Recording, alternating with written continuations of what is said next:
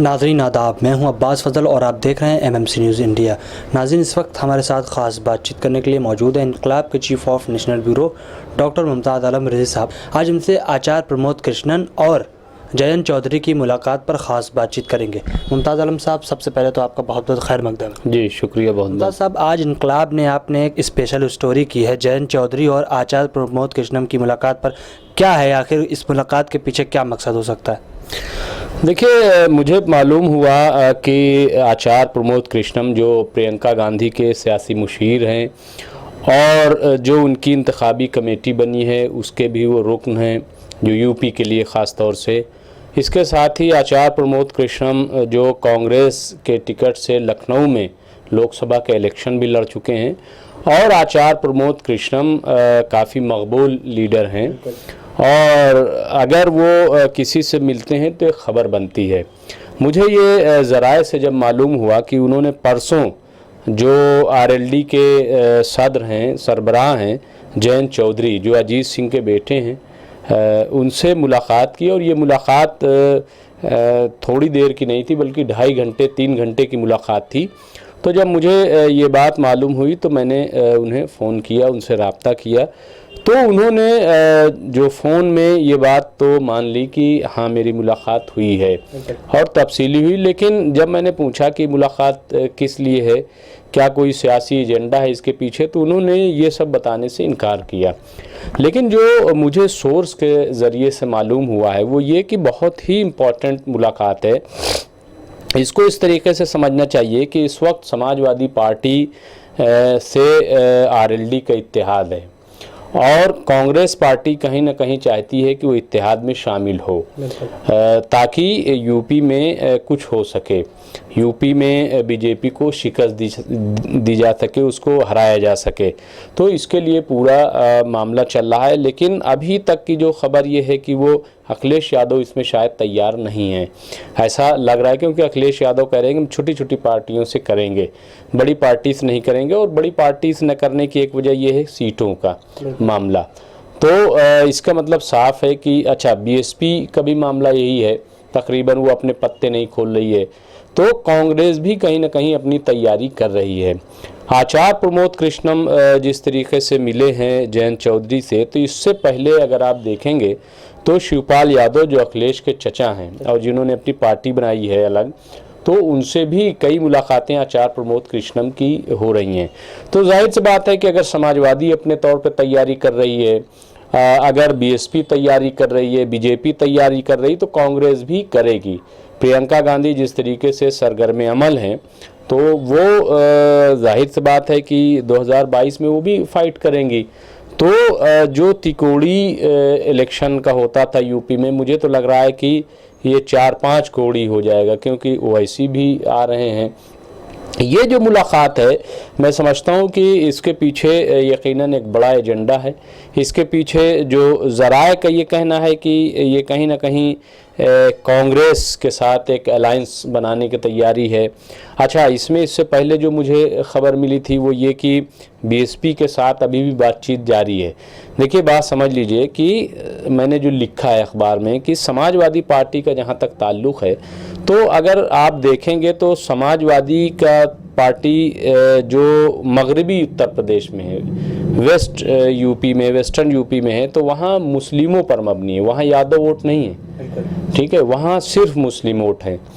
और जयंत चौधरी भी इसीलिए समाजवादी पार्टी के साथ जा रहे हैं, क्योंकि उनको लगता है कि अगर समाजवादी की पार्टी के साथ गए तो जो मुस्लिम वोट समाजवादी पार्टी का है वो मेरी तरफ आ जाएगा, ठीक है। तो कुछ सीटें ही हैं जो जीतने वाली हैं, ख़ास तौर से जाट बिरादरी की, क्योंकि जाट सिर्फ यूपी में 2% हैं। तो ये पूरा जो है मामला, फिर एक और जो मुझे ज़राए से मालूम हुआ है वो ये कि कांग्रेस अब ये चाहती है कि कुछ ऐसा एक अलायंस बने। मसलन ब्राह्मण जो है वो 13% है और मुस्लिम 20% है, ठीक है। तो ये हो गए 20 और 33, और जाट अगर आ जाए, जाट के साथ साथ कुछ दलितों पर भी काम जो है वो कांग्रेस कर रही, तो मिला करके वो 35-40% वोट हासिल करना चाहती कांग्रेस। और उसको लगता है कि अगर हमने ब्राह्मण वोट अपनी तरफ कर लिया तो एक ये बहुत बड़ा जो है हमारा नेटवर्क जो है वो मजबूत हो जाएगा, वोट बैंक मजबूत हो जाएगा। तो इन्हीं तमाम चीज़ों को लेकर के ये मिले हैं आचार्य प्रमोद कृष्णम। और ज़राए दूसरे खबर ये भी है कि ये भी हो सकता है कि आचार्य प्रमोद कृष्णम जो हैं वो आरएलडी में चले जाएं। मैं अभी ये पक्की बात नहीं कह रहा हूँ, लेकिन ऐसा ये हो सकता है कि वो आरएलडी में भी शामिल हो जाएं, क्योंकि ये उनको सूट करेगा वेस्टर्न यूपी में ख़ास तौर से। क्योंकि कांग्रेस तो देखिए कुछ कर नहीं रही। कांग्रेस में बहुत दिनों से ये डिमांड हो रही है कि आप जो है वो कम से कम ब्राह्मण चेहरा लाएं, ब्राह्मण चेहरा कोई लेकर के आए, ताकि यूपी में कुछ हो सके। क्योंकि ब्राह्मण जो है वो कांग्रेस में आना चाहता है, लेकिन जब तक ब्राह्मण चेहरा नहीं होगा वो आने के लिए तैयार नहीं। ऐसा कई बार ये खबरों में आया है और ये एक्सपेरिमेंट कांग्रेस ने किया भी था। 2017 में दिल्ली से शीला दीक्षित को ले जाया गया था यूपी, और वहाँ पे उनको उम्मीदवार बनाया गया था। लेकिन जब समाजवादी से अलायंस हुआ तो उन्होंने अपना नाम जो है विड्रॉ कर लिया था। तो इसका मतलब कहीं ना कहीं कांग्रेस भी इस चीज़ को समझती है, लेकिन न जाने क्यों इस बार डरी हुई है। उसको क्या लगता है कि दलित वोट बैंक उसकी तरफ आ जाएगा। आप देख लीजिए कि जो दलित पार्टी है यानी मायावती की पार्टी, वो तो ब्राह्मण पर काम कर रही है। ब्राह्मण सम्मेलन जो है सतीश चंद्र मिश्रा की क़यादत में किया जा रहा है, और कांग्रेस का जिस पे हमेशा ब्राह्मणों ने बहुत एतमाद किया वो जो है उससे भाग रही है। अरे भाई आप बना दीजिए। ये मतलब एक सोच है, मैं एज ए जर्नलिस्ट बता रहा हूँ कि क्या हो रहा है। तो कुल मिला करके ये जो मुलाकात हुई, मैं समझता हूँ कि ये कोई मामूली मुलाकात नहीं है, इसके पीछे बहुत कुछ हो सकता है। जी साहब, एक और सवाल है कि यूपी इलेक्शन करीब है। आचार्य प्रमोद कृष्णम लीडरान से मुलाकात कर रहे हैं, इससे पहले शिवपाल से, जैसा कि आपने कहा कि वो कई बार मिल चुके हैं, और अब जयंत चौधरी से मुलाकात। तो क्या लगता है आपको कि वो समाजवादी पार्टी में क्या शामिल हो सकते हैं? नहीं, समाजवादी पार्टी में शामिल नहीं होंगे, वो आरएलडी में हो सकते हैं। और वो शिवपाल, आरएलडी, कांग्रेस और इस तरीके का कोई अलायंस बन सकता है, ऐसा हो सकता है। लेकिन कांग्रेस चूंकि ये नहीं चाहती कि कोई ऐसी जमात से अलायंस हो कि जिससे बीजेपी को फ़ायदा हो। पहले भी ये कोशिश की गई थी कि शिवपाल और कांग्रेस साथ में आ जाएं, लेकिन कांग्रेस ने मना कर दिया था। लेकिन बहरहाल कोई ना कोई तो समीकरण बनेगा, कोई ना कोई चीज़ तो तय होगी। और आचार्य प्रमोद कृष्णम कांग्रेस से मैं समझता हूँ कि बहुत ज़्यादा खुश नहीं है उसकी कारकर्दगी से, जो फैसले लिए जा रहे हैं जिस तरीके से, और कई लोग गए भी। तो अगर ब्राह्मण चेहरा नहीं बनाया जाता तो मैं समझता हूँ कि आचार्य प्रमोद कृष्णम ज़रूर जो है वो अपना पहला बदलेंगे, ऐसा मुझे लगता है। और जाहिर सी बात है कि हर लीडर जो है वो आज़ाद है, और अगर वो इसमें आरएलडी में आते हैं तो क्या शक्ल सूरत होगी। मुझे तो लगता है कि अगर आचार्य प्रमोद कृष्णम आरएलडी में आते हैं तो जो अभी तक जयंत चौधरी की ताकत जो है वो मैं समझता हूँ दोगुनी हो जाएगी, और जो सीटों की तकसीम है उसमें भी फ़र्क पड़ेगा। फिर समाजवादी पार्टी को ज़्यादा सीटें देनी पड़ेंगी, फिर 10-15 सीटों तक जयंत चौधरी महदूद नहीं रहेंगे, वरना फिर बातें और दूर तक जाएंगी। तो मैं समझता हूँ कि ये मुलाकात जो है वो बहुत इंपॉर्टेंट है। जी साहब, एक और आखिरी सवाल है कि आज जिस तरह से मुजफ्फरनगर में महापंचायत बुलाई गई, उसमें लाखों लाख किसान जो है वहाँ पर पहुँचे हैं अपनी मांगों को लेकर, इसको किस तरीके से देखते हैं? देखिए, ये सब वही है कि इलेक्शन आ रहा है और इसीलिए यूपी को किसानों ने टारगेट किया है कि हम नतीजा देंगे, यहीं बीजेपी को हराएंगे।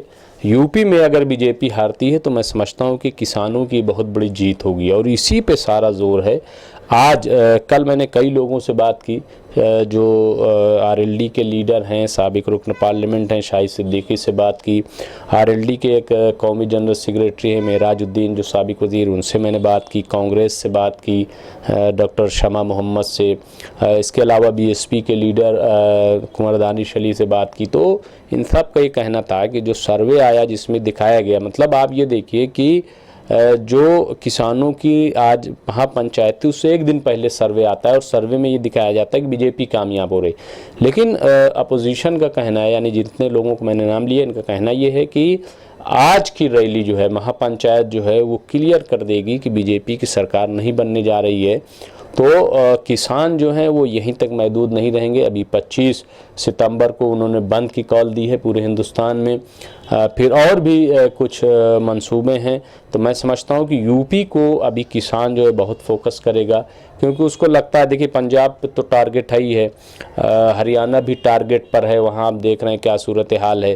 तो यूपी जो है वो बहुत, और यूपी में अगर कोई मूवमेंट चलता है तो उसका असर उत्तराखंड पे भी पड़ेगा। तो किसान जो है वो मोदी सरकार को सबक सिखाने के लिए 2024 से पहले वो यूपी में बीजेपी को हराने की कोशिश में लगा हुआ है। और यूपी का इलेक्शन जो होता है अब्बास साहब, वो एक तरीके से 2024 के यानी लोकसभा का सेमीफाइनल माना जाता है। अगर जो यूपी में जीतता है, कामयाब होता है, वो उसकी ताकत बहुत बड़ी हो जाती है और उसके हौसले बुलंद हो जाते हैं। तो अगर वाकई किसान इसमें कामयाब होते हैं, और जैसा कि आज हमने देखा कि लाखों लाख लोग जमा है वहाँ पे, किसान जमा है, तो ये एक बहुत बड़ी कामयाबी है कि इतने लोगों का जमा होना। जैसा कि सरकार समझ रही थी कि शायद 1-2 महीने में मूवमेंट ख़त्म हो जाएगा, लेकिन हमने देखा कि टिकरी बॉर्डर हो, सिंघू बॉर्डर हो, गाज़ीपुर बॉर्डर हो, यहाँ पर बड़ी तादाद में आज भी किसान बैठे, 9 महीने हो रहे हैं। यानी ये जो धरना शुरू हुआ है बॉर्डर्स पे, ये मुझे याद है कि 25 नवंबर 2020 से शुरू हुआ है और ये सितंबर है, आज 5 सितंबर है। तो इतना लंबा और मुस्तकिल बैठे रहना ये कोई मामूली बात नहीं है, और ये मूवमेंट तो अब चलेगा। और जैसा कि राकेश टिकैत ने भी कहा है कि हम 24 तक इस मूवमेंट को चलाते रहेंगे, और उस वक्त तक कि जब तक सरकार इसको मान नहीं लेती। तो अब यही देखना है कि सरकार क्या करती, कौन सी ऐसी मजबूरी है सरकार के सामने कि कानून वापस नहीं ले रही। जी मुमताज़ साहब, बहुत बहुत शुक्रिया। जी शुक्रिया, बहुत बहुत। नाज़रीन, जैसा कि आप देख रहे थे, इस वक्त हमारे साथ ख़ास बातचीत करने के लिए मौजूद थे इनकलाब के chief of national bureau doctor Mumtaz Alam Rizvi साहब। आज हमसे कुछ अहम सवालों पर ख़ास बातचीत कर रहे थे। हम फिर हाजिर होंगे कुछ बड़ी खबरों के साथ। देखते रहिए MMC न्यूज़ इंडिया, नई दिल्ली। शुक्रिया, खुदा हाफिज़।